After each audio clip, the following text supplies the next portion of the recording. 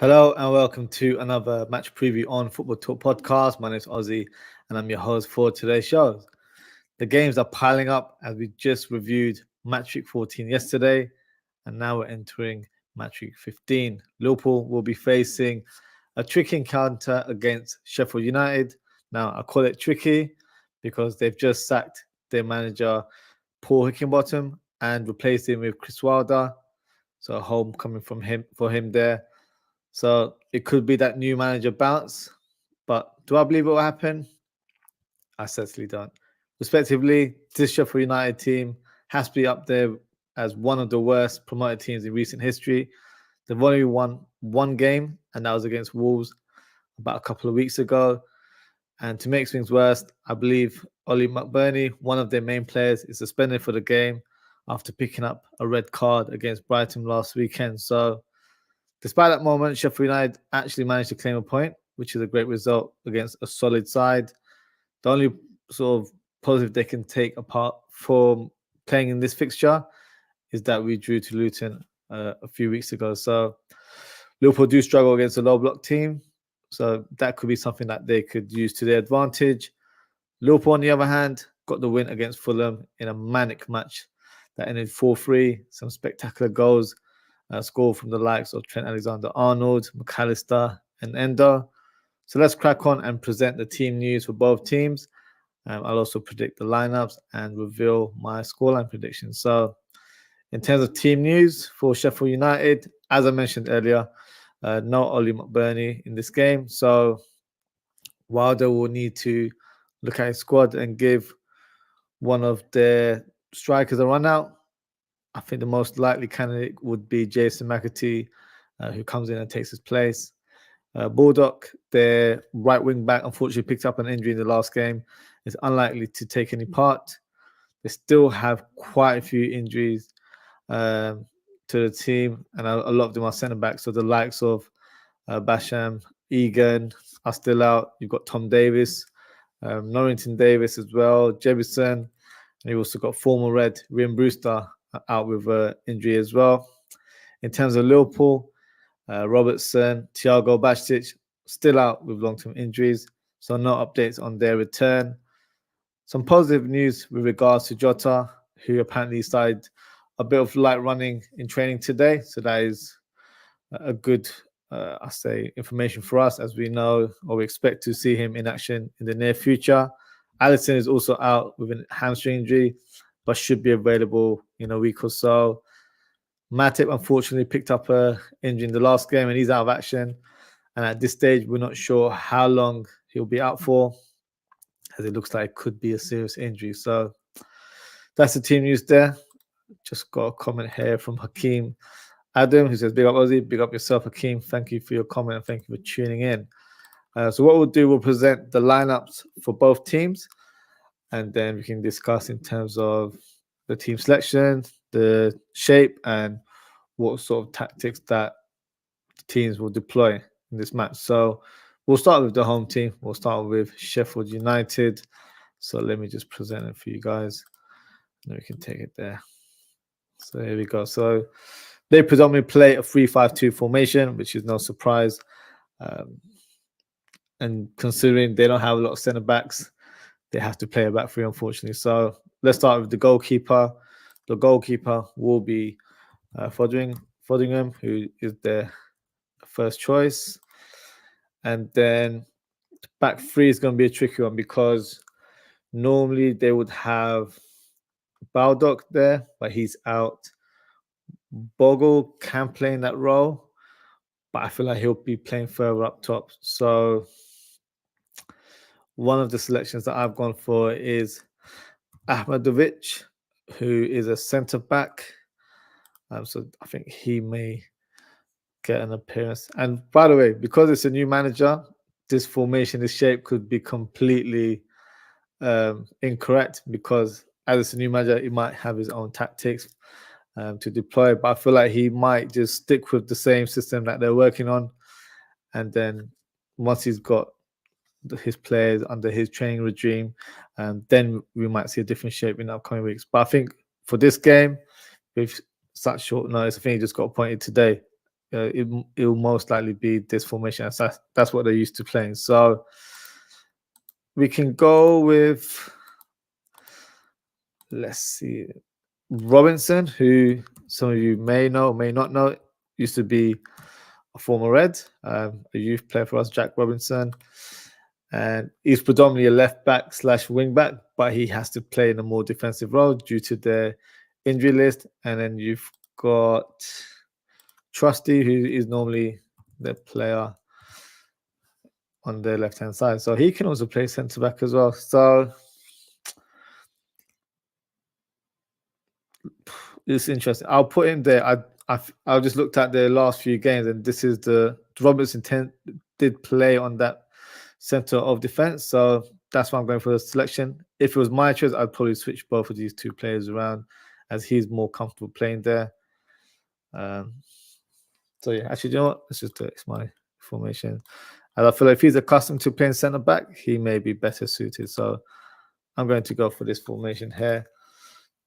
Just got a comment here from Hakeem Adam. A new manager bounce for them. I mentioned that earlier on in the show. I hope not. It does tend to be the case, especially against Liverpool. But I just feel like they're such a woeful team defensively, and they've got a lot of injuries as well. So that could play to our favour in this encounter, despite it being a tough away game. Also got a comment here, but Klopp hates Wilder, so hoping he goes after it. Yeah, I do remember they had a few, edgy moments between each other on the touchline. So yeah, it could be fireworks there again, but remains to be seen how that pans out. In terms of the midfield, I think the midfield is pretty much the normal midfield that they'll play. So Norwood is at the heart of their midfield, and is also their captain, so he'll play there. And then you've got Souza, who plays on the right side of the midfield. And then you've got Hammer as well. Both players capable of scoring goals. Obviously, in the Premier League, it's a different ball game. They haven't been as prolific as they would expect. But, they're up against tougher positions, so it's not easy scoring in one of the best leagues in the world. In terms of the wing backs, that will be I would say the key areas in terms of creativity. Norwood is pretty much a destroyer, keeps everything neat and tidy. Hammer and Souza are box-to-box players, but I feel like these guys are the ones that will create the width. And especially playing with two strikers, you're expecting a lot of crosses whipped in open play. So I'm going for Larouci, who is also a former Red player. I don't think he made a professional appearance for us. Maybe he did in the Carabao Cup. But from what I know, predominantly played in the reserves. So yeah, another former Red there. And then on the right-hand side, I'm going to go for Bogle, who scored against Man City earlier this season. So player with great attacking flair, has good quality on the ball, has a good end product. So definitely one to look out for, in my opinion. Larouci is energetic, up and down, has a good cross on him as well. So yeah, I feel like these two guys, if they're able to attack and take advantage against our fullbacks, it could be a moment where they will trouble our defense, but remains to be seen. In terms of up top, you've got Archer, who actually I think he's a decent player, very mobile around the ball, around the box, good finisher as well. So yeah, he'll definitely be a spark in the final third. And I'm going to go with McAtee up top. So yeah, he's predominantly more of a number 10, but I feel like it might add a good balance having two players where there might be a thing where he plays as a number 10 and you just got Archer up top. So it ends up being a 6 midfield, 3-6-1 sort of formation, or 3-4-1-1, I think would be a bit more on the likely side, where he would probably ghost around here. And he will be the fox. The Archer will be the fox in the box, where he will try and get at the end of stuff. But at the same time, he does like to attack the channels. But in this game, if I was Wilder, I'd instruct him to stay around the box, let these guys bomb down the right-hand side, so occupy these wide areas, trouble the fullbacks of Liverpool, especially with Trent, in my opinion, possibly playing right back, but in a more inverted role. That gives Larouci the chance to really invade that area. And Bogle, who has good passing range, can do short passes here and there, but also go down the byline and offer some crosses for these two guys as well. So these will be the sort of not danger men. If I had to highlight one danger man, it would be Archer. I feel like he is someone that is their bright spark, but a lot of weight is on his shoulders, unfortunately, because the goals I don't see coming from anywhere else. So yeah, it will be a big task for him to break the deadlock for his team there. Just got a comment here. Where do you think the key battle on the pitch will be? So yeah, I think the key battles here will be the fullbacks, Larouci, and I think Bogle as well. Especially with us playing Tsimikas on the left-hand side, I feel like Bogle will be playing the more advanced role, wing-back role. I'll probably say plays as a right midfielder rather than a wing-back, and try and cause havoc on that right-hand side. And as I mentioned, with Trent possibly playing an inverted role, Larouci as well, bombing down that left-hand side. But the difference between these two guys is that end product, are they able to produce it in this game? If they are, it could be a long night. Our defenders, especially our two centre-backs, need to be on top of their game in terms of making clearances with their head. The goalkeeper as well, Kelleher, not being impressed with him. It was pretty awful in the last one, so I'm hoping he steps up in this encounter. But in terms of their shape, I see it being like this. I don't see them transitioning into a more sort of attacking formation. If Liverpool were really in full flow, I can't even see them, these guys, forming a back three. And then you've got Hammer and Souza occupying these sides, and then having these two on the edge. So playing a more of a 5-3-2 formation if they need to be a bit more defensive minded, which I think will be the case, especially in the latter stages. And let's say the Liverpool haven't scored any goals, this could be a formation they set up. So, or on the flip side, it could be where Liverpool scoring so many goals that they need to close up shop and make sure they don't concede anymore. So, yeah, it's not going to be an easy night for Sheffield United, to say the least. I think they'll be depending a lot on their crowd in terms of giving them that energy, being that 12th man on the pitch as well. But this day of the season, I think it's too much of a big ask for them to change their fortune. But hey, I probably said the same thing when Luton faced Liverpool, and we all know what happened there. I know it was a draw, but it felt like a loss. So that's the shape for the Sheffield United team. Just got another comment here from Hakeem Adam. That should give us space behind if we transition. Yeah, so that's something I'll touch on when I do the Liverpool team, because in that kind of shape, it gives us space to definitely break the lines, especially in the wider areas. Trent as well will play a key role, especially if he does the inverted role. But we'll touch on that now. So let's remove this graphic, and then we can present the Liverpool formation. So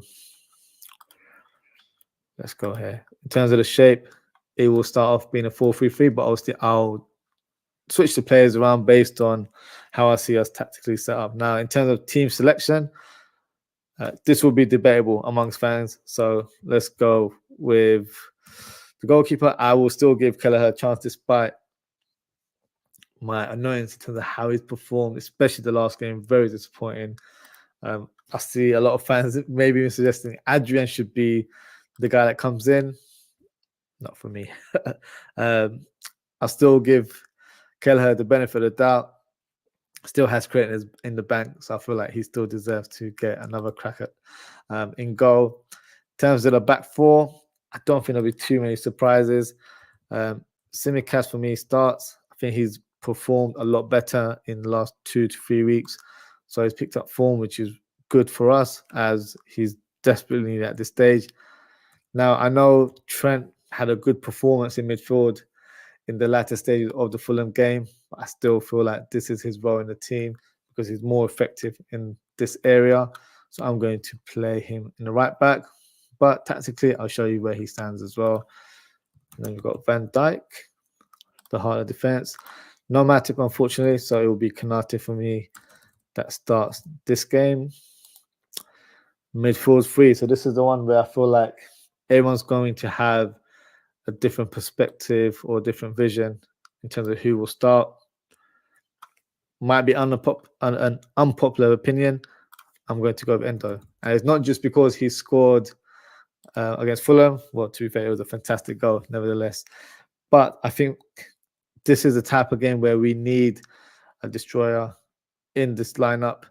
I feel like he's due to start a game as well. I feel like whenever he's come on, he's done really well. And I feel like in a game where you need energy and you need someone that's physical on and off the ball, I feel like Endo is perfectly suited for this game. So I'm going to go with Endo to start this game. In terms of the two number 8s, it's very, very debatable. Because we've got 2 games coming up. So we've got one tomorrow, obviously, and then we've got Crystal Palace later in the weekend. The thinking might be different. Should the squad be rotated more for this game and then we can play a stronger team against Crystal Palace, or do we just take a game at a time? I'm not sure. I think it'll be a mix sort of selection from Klopp, if I'm being honest.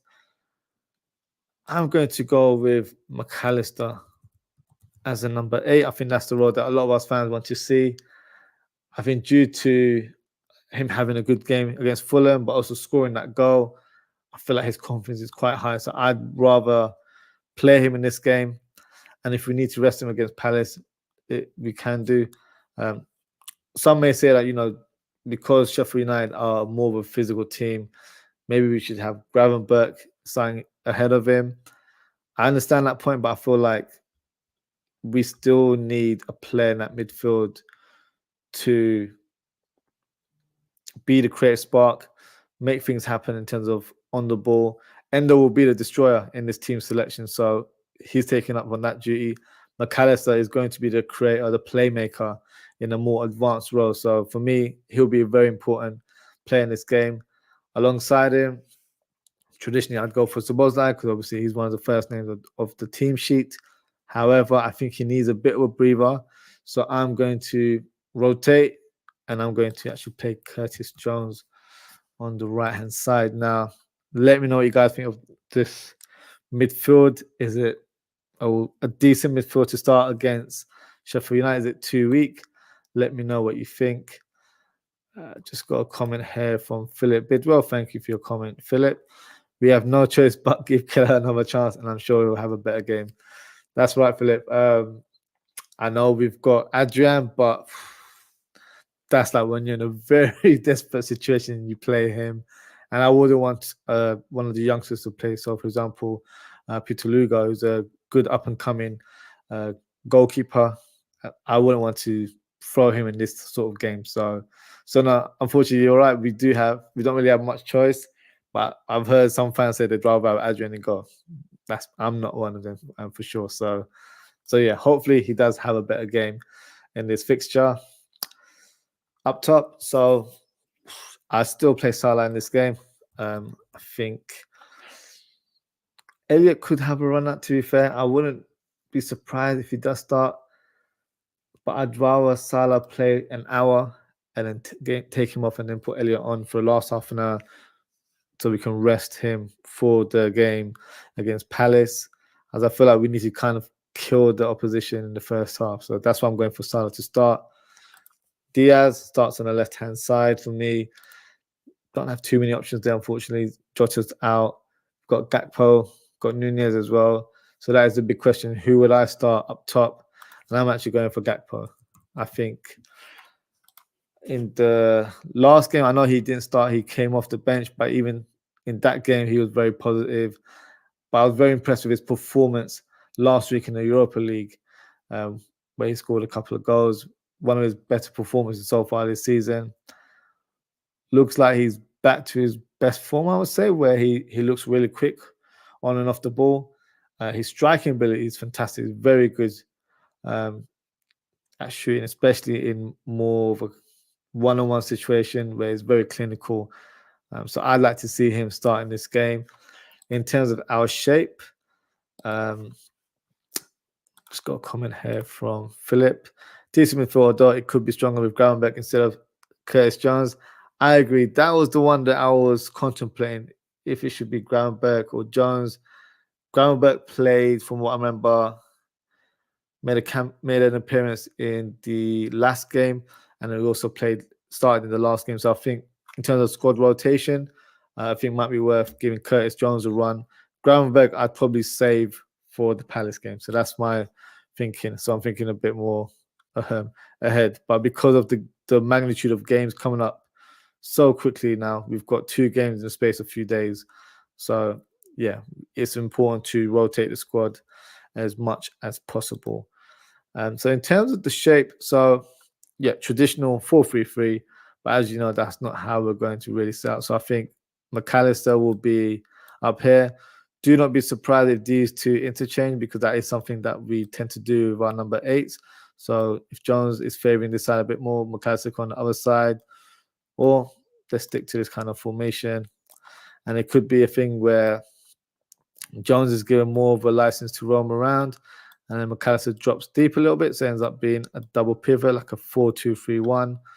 But what I do see happening more so than not is seeing Trent as a more of an inverted player. So you've got Endo being a destroyer, Trent here, and then you've got Jones covering him. So if Trent goes on this area, you've got Jones just to cover him in that position. So that would be key in terms of their understanding on the pitch.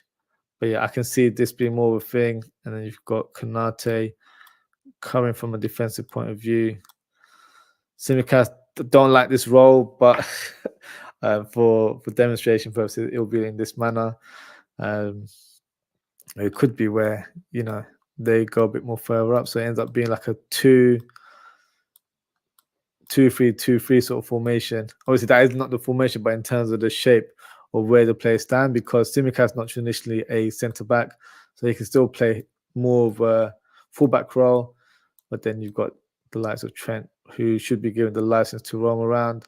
I don't want this tactic to be deployed for long periods of time. It will depend on how the game is panning out, because Sheffield United, because they've got so many bodies in midfield, you don't want to get lost in here. And then because of so many gaps of this, especially this area behind Trent, all the gaps over here could be exploited. So still have to be on top of our A game in terms of defensive duty. But yes, I can see it being where McAllister and Jones here, Endo, and you're not playing more of a double pivot. And then Gakpo can be that extra body as well. So then you've got these guys occupying their left-hand side.